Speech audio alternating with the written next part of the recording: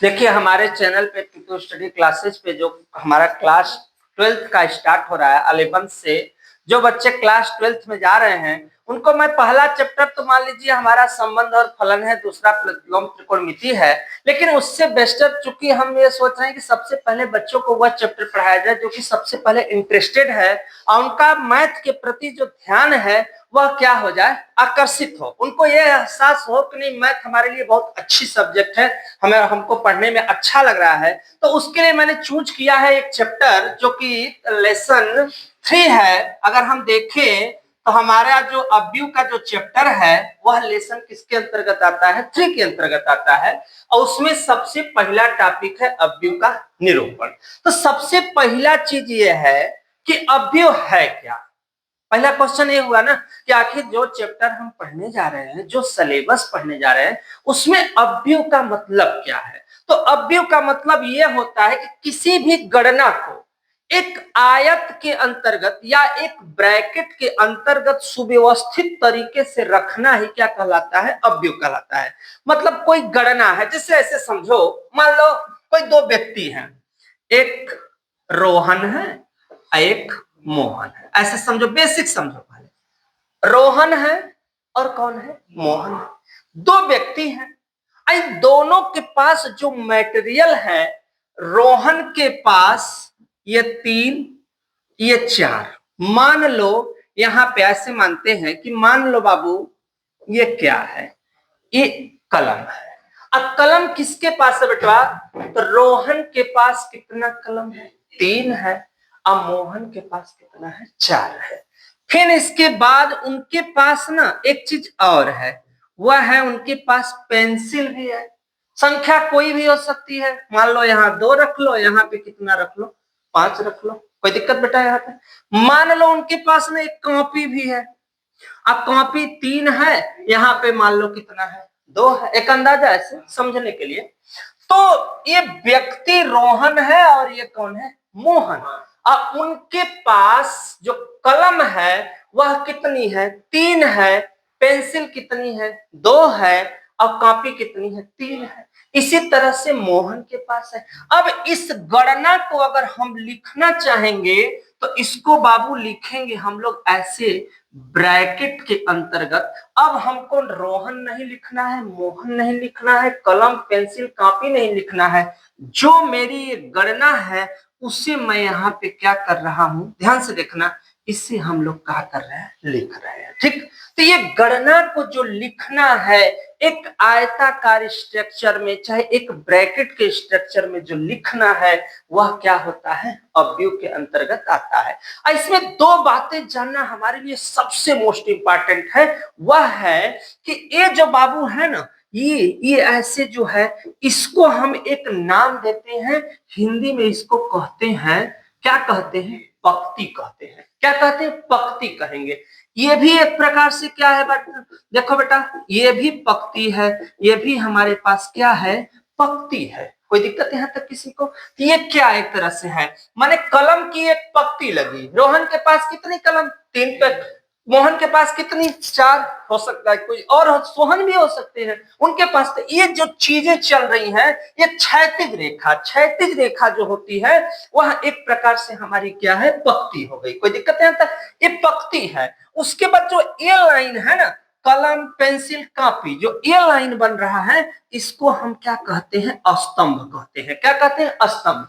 ये भी हमारे पास क्या है बेटा, स्तंभ है। तो अगर हम ध्यान से देखें, ध्यान से इस क्वेश्चन को देखें, इस मेजरमेंट को देखें, तो जो स्तंभ होता है उसको हम कॉलम कहते हैं। स्तंभ को क्या कहते हैं, इंग्लिश में क्या कहते हैं, कॉलम कहते हैं। अब कॉलम का जो पहला अक्षर होता है वह क्या होता है, सी। तो इसको हम कॉलम नंबर कितना दर्शाएंगे, फर्स्ट दर्शाएंगे। इसको कॉलम नंबर कितना दर्शाएंगे, सेकेंड दिखाएंगे। और ये जो पंक्ति होती है, पंक्ति की जो स्पेलिंग होती है वह होती है रो। क्या होता है बेटा, रो। तो हम अगर पंक्ति को दर्शाना रहेगा तो इसको हम क्या दिखाएंगे, R1, ये क्या R2, ये क्या R3, ये क्या C1, ये क्या C2। इसका मतलब बेटवा कि ये जो हमारा R1 है, R2 है, R3 है, एक प्रकार से समझ लो कि ये पंक्तियां हैं। क्या है? पंक्तियां। तो ये बताओ इस पूरे फिगर में पंक्ति कितनी? 3। पंक्ति कितनी? 3। ये पंक्ति देखो 1 2 3, तो पंक्ति कितनी हो गई? 3। अब कॉलम हमारे पास कितना है? 1 और कितना है? 2। तो अब हमारा जो क्वेश्चन बन के निकल के आया, तो पंक्ति और कॉलम को अगर हम इंडिकेशन करते हैं किस विधि में? अव्यय विधि में अगर करते हैं तो उसको लिखते क्या है? जैसे 3 4 हो गया, 2 हो गया, 5 हो गया, 3 हो गया, 2 हो गया, तो इसको हम नीचे यहां दर्शाएंगे क्या? 3 गुणे 2। ये अक्षर दर्शा रहा है, ये अक्षर ये दर्शा रहा है कि पंक्ति कै ठे है? पंक्ति 3 ठे है और कॉलम कै ठे है? 2 ठे। अवयवों की संख्या कितनी है? अवयव मतलब कि जो अंक इसमें दिया है उसकी संख्या कितनी है? तो 3 दूना के 6, ऐसे भी गिन सकते हो, 2 2 4 2 6, और गुणा करेंगे तब भी कितना हो गया? 3 दूना के 6। और इसको जो है हमेशा याद रखो, जो जितने अवयव होते हैं, जो हमारा अवयव है इसके अंतर्गत, अवयव के अंतर्गत, उसमें पंक्ति पहला होता है और जो कॉलम होता है वह कितने नंबर पर होता है? दूसरा नंबर पे। मतलब यहाँ पे कहने का मतलब ये हमारा टॉपिक है। पहले यहां तक जो ये लिखा है तो एक तक कोई दिक्कत तो किसी को है नहीं, ये तो समझ गए कि ये पंक्ति है, ये क्या है? कॉलम है। दूसरी बात यहाँ पे सबसे बड़ी समझने योग्य चीज है कि हमेशा जैसे ये स्ट्रक्चर है ए बराबर, ए बराबर A11 A12 A13, A21 A22 A23 A31 A32 A क्या है? 33 है। ध्यान से देखना, इसमें जो पहला नंबर है, पहला नंबर क्या है? एक, ऐसे समझो, छोड़ो ऐसे, ऐसे रुक रहो, एक तरीका सिखाते, जीवन भर नहीं भूलेगा, ध्यान देना है। ये एक नंबर, एक नंबर, एक नंबर, पंक्ति नंबर 1, 2 नंबर, 2 नंबर, 2 नंबर, पंक्ति नंबर 2, 3 नंबर, 3 नंबर, 3 नंबर, पंक्ति नंबर कितना? 3। तो ये जो संख्या होती है यह किसको दर्शाती है? पंक्ति को। पहला अक्षर अव्यय में जो पहला अक्षर होगा वह किसको इंडिकेट करेगा? पंक्ति को। और अब इसके साथ साथ अब हमें क्या लिखना है बेटा? कॉलम लिखना है। कॉलम का मतलब स्तंभ। तो देखो 1 नंबर वाला स्तंभ है, यह कै नंबर वाला है? 2 नंबर वाला स्तंभ है, यह कै नंबर वाला है? 3 नंबर वाला है। फिर वही उल्टा, फिर यही पे कै नंबर वाला है? 1 नंबर वाला, फिर 2 नंबर वाला, फिर 3 नंबर, फिर वही चीज 1 नंबर वाला, 2 नंबर वाला, 3। तो इस अक्षर में जो अक्षर हमारा बन के इसको जो इंडिकेट करते हैं वह किससे करते हैं? आई, और किससे करते हैं? जे से। आई क्या है? आई हमारा किसको इंडिकेट करता है? पंक्ति को। और जे हमारा किसको स्तंभ करता है? स्तंभ का मतलब किसको? कॉलम पे। तो हमेशा ए आई जे रहे तो समझ लो कि यह पंक्ति वाला अक्षर है और यह कौन सा है? स्तंभ वाला अक्षर है। कोई दिक्कत यहां तक किसी को? तो अब कुछ समझ में आया कि अब भी हम किसको कहते हैं? गणनाओं को एक व्यवस्थित क्रम में रखना। जितनी गणना है, जितनी संख्या है, उसको एक सिस्टमेटिक ढंग से पेंस मतलब पंक्ति और स्तंभ में लिखना। जैसे बच्चे बैठे हैं, ठीक, मेरे पास स्पेस कम है, तो मैं ये पूरा मेरी कोशिश रहेगी कि हम क्या बनवाएं, एक पंक्ति में बनवाएं। एक पंक्ति बनवाएंगे, एक पहले लगवाएंगे पंक्ति, अब पंक्ति के बाद जस्ट फिर उसके पीछे पीछे पीछे क्या बनवाएंगे? कॉलम। तो कई चीज तैयार हुआ? 2, एक पंक्ति, दूसरी, तीसरी, लगवाते चले गए। ऐसे ये देख रहे हैं तो ये क्या है? पंक्ति। पंक्ति मीन्स पांत।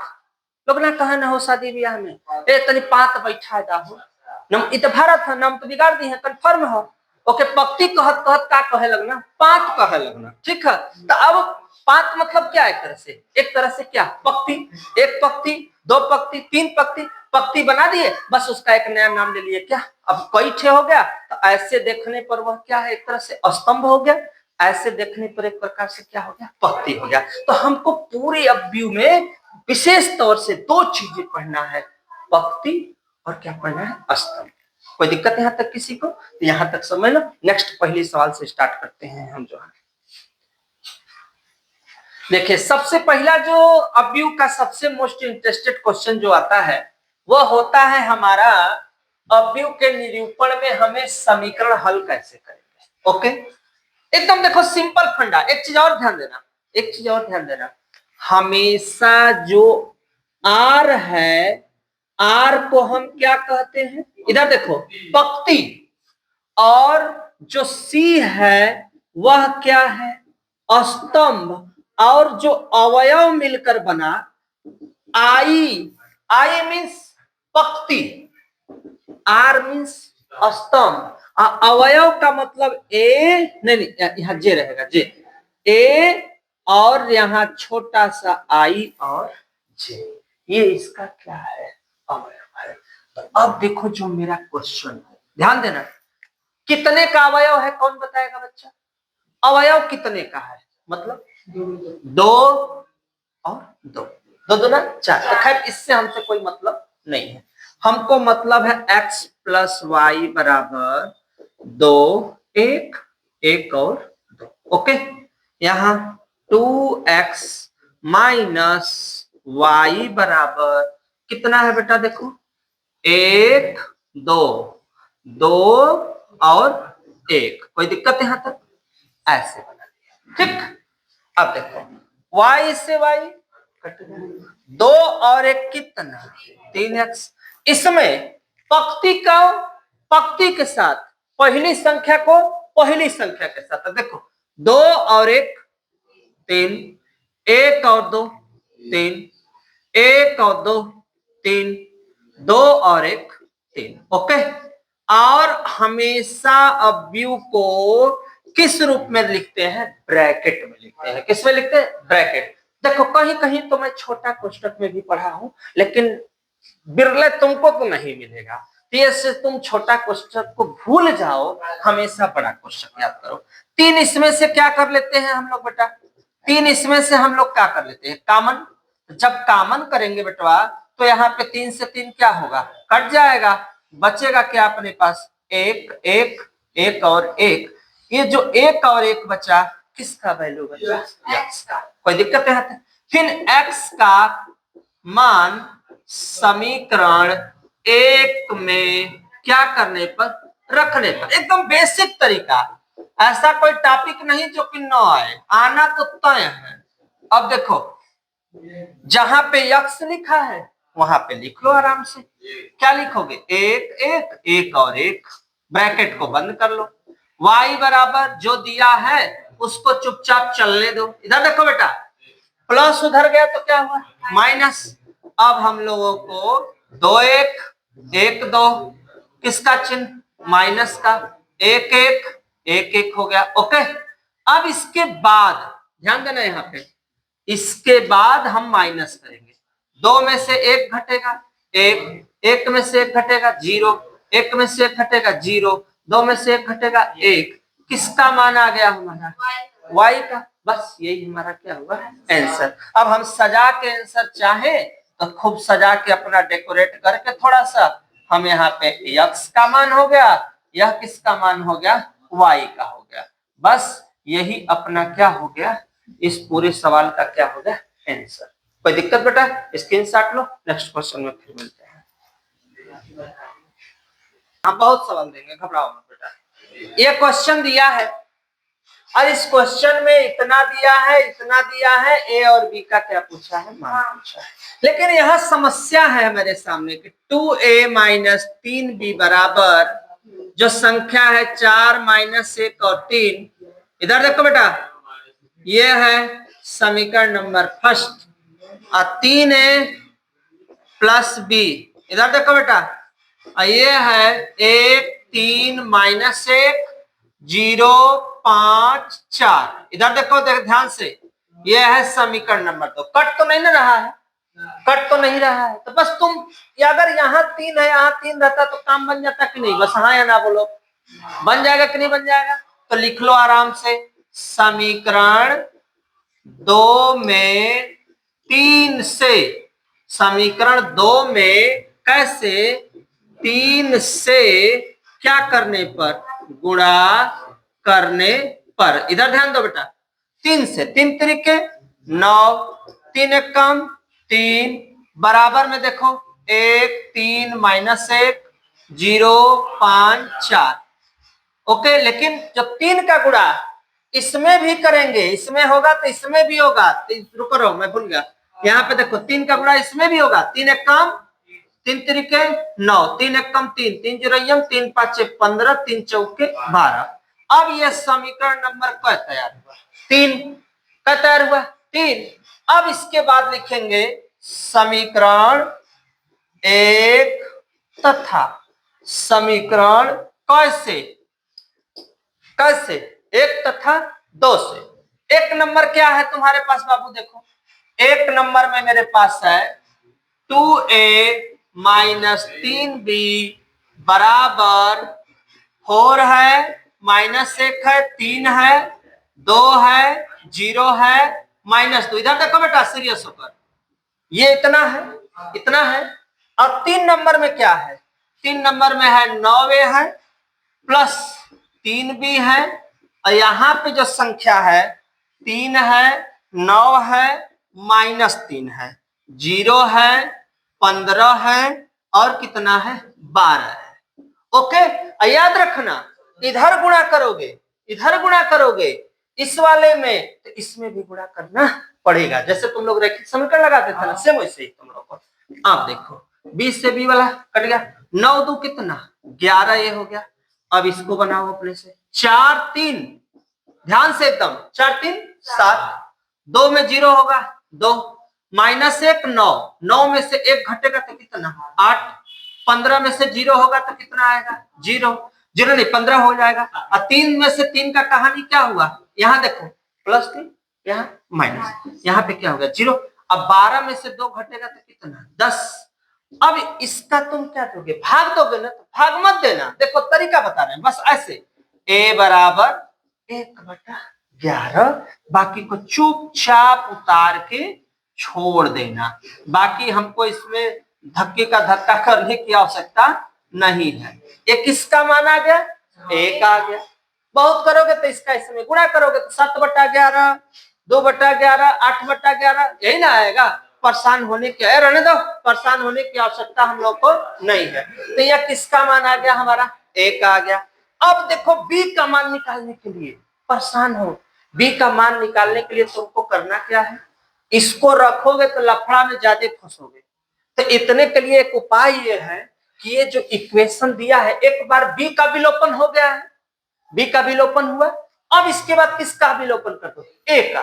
तो 2 का गुणा का इस वाले में ये वाला है, और ध्यान देना यही वाला समीकरण यहाँ पे लिखा है, ये वाले में 2 का इसमें और 3 का इसमें। और समीकरण 1 और 2 को जोड़ने के बजाय क्या घटाने पर तो 1 का कहानी क्या हो जाएगा? खत्म हो जाएगा। तो हम लोग डायरेक्ट लिखेंगे। डायरेक्ट देखो कैसे लिखेंगे, इस पर तुम लोग को थोड़ा ध्यान देना पड़ेगा, क्योंकि अब थोड़ा सा जो ट्रेजेडी हो रहा है, जो क्वेश्चन लॉन्ग जरूर है, क्वेश्चन में दम नहीं है, बस पूरा करने में थोड़ा क्या टाइम लगेगा। तो समीकरण ध्यान देना 1 में कैसे कर दे बलजी हो?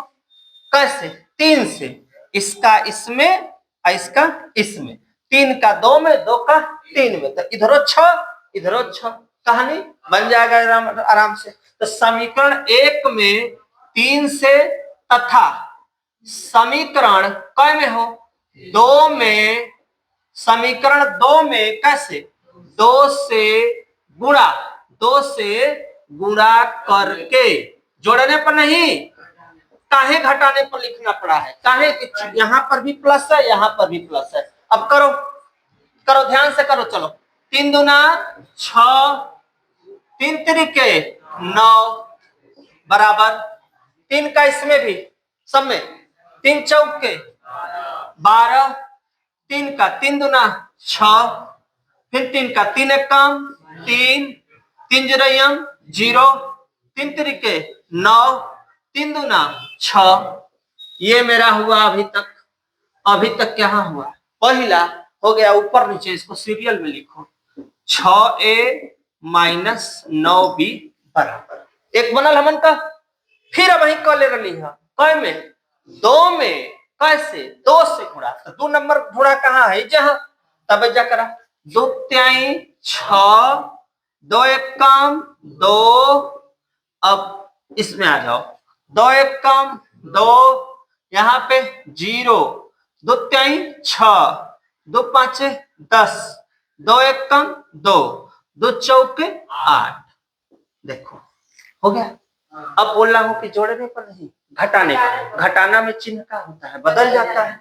ये प्लस है तो माइनस, प्लस है तो 6 से 6 का होगा, कट कर। आई देखा माइनस और माइनस, 9 2 11 कितना 20। अब देखो यहाँ पे 12 में से कई घटाएंगे 2, सीरियस हो कितने से देखिए जा 10 होगा। 6 में से कितना 0, 6 हो गया। अब देखो 3 में से किसको घटाना है, 6 को। जितना आएगा हाथ उठा दो, बताओ ना ना, ध्यान दो भैया बहनी। यहाँ पे क्या लिखा है -3 ना, यहाँ पे क्या है -3। यहाँ किसका चिन्ह है, सबके सामने किसका, माइनस का। तो माइनस माइनस 9 हो गया। फिर यहाँ पे 0 है, 0 है लेकिन चिन्ह किसका, माइनस का। फिर अब इसमें आ जाओ, यहाँ 9 है, यहाँ क्या है माइनस माइनस, ध्यान दो माइनस माइनस प्लस। तो 9 और 2 कितना 11। अब यहाँ पर भी ध्यान दो, ये माइनस है और यहाँ पर ये क्या है कि नहीं है, ध्यान देना। ये माइनस में है, यहाँ लिखा नहीं है लेकिन पजरमा केकर चिन्ह माइनस का, चूंकि माइनस है अंदर का चिन्ह क्या होगा, बदल जाएगा। तो यहाँ पर हो जाएगा -6 -8, 8 6 कितना हो जाएगा 14। हो गया यहाँ तक। अब देखो ये कहा जाएगा, इसके नीचे। तो b बराबर क्या बनेगा, -1/11। बाकी से कुछ बोलना मत, लेकिन बोलना पड़ेगा। पूछो काहे के लिए, पूछो इसलिए कि इसमें से अगर माइनस हटाने का मन है तो माइनस का इसमें क्या करोगे, गुणा। तो यहाँ माइनस होगा यहाँ, लेकिन यहाँ क्या होगा प्लस। यहाँ से माइनस का कहानी क्या हो जाएगा, समा। तो तुम ये आंसर रख सकते हो, चाहे माइनस का गुणा करके वो भी आंसर रख सकते हो। तुम चाहो मैं यहाँ शो करके दिखा सकता हूँ, देखो वो भी सही है 1/11। अब माइनस है तो यहाँ का आएगा -10। केवल इस माइनस को ले जा रहा हूं, 1/11 अपने स्थान पे। फिर वहां पे देखो -6 minus minus plus, minus minus plus, -11 minus minus क्या होगा प्लस। तो ये आ गया किसका मान, बी का मान। स्क्रीनशॉट लो, नेक्स्ट क्वेश्चन में फिर मिलते हैं। बस नॉर्मली लगाना है, जैसे रैखिक समीकरण लगाते हो ना, सेम वैसे ही है, बस लफड़ा यही पे है। थोड़ा सा तुमको सीरियस होना पड़ेगा, बाकी कोई कुछ करने की आवश्यकता नहीं है।